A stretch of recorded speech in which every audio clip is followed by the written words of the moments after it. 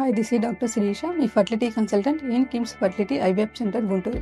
ఈరోజు టాపిక్ ఏంటి అంటే effect of environmental toxins on the fertility. ఈ టాక్సిన్స్ లైక్ పెస్టిసైడ్స్ కానీ, ప్లాస్టిక్ కానీ, ఎయిర్ పొల్యూషన్ కానీ, కాస్మెటిక్స్ కానీ, సమ్టైమ్స్ ఇండస్ట్రియల్ కెమికల్స్.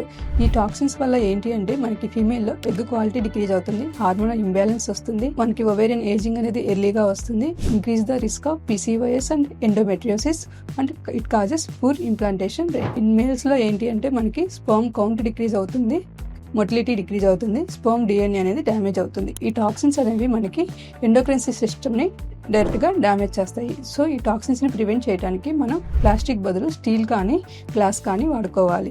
ఫుడ్ అనేది ప్లాస్టిక్లో హీట్ చేయకూడదు. మనం తీసుకునే ఫుడ్ అంటే ఫ్రూట్స్ కానీ, వెజిటేబుల్స్ కానీ తరువుగా వాష్ చేసుకోవాలి. మనం తీసుకునే డైట్లో ఫ్రూట్స్, వెజిటేబుల్స్, నట్స్ ఎక్కువ ఉండేలా చూసుకోవాలి. ఎయిర్ పొల్యూషన్ని అవాయిడ్ చేయాలి. మనం వాడే కాస్మెటిక్స్లో పారాబిన్ లేకుండా చూసుకోవాలి. Thank you.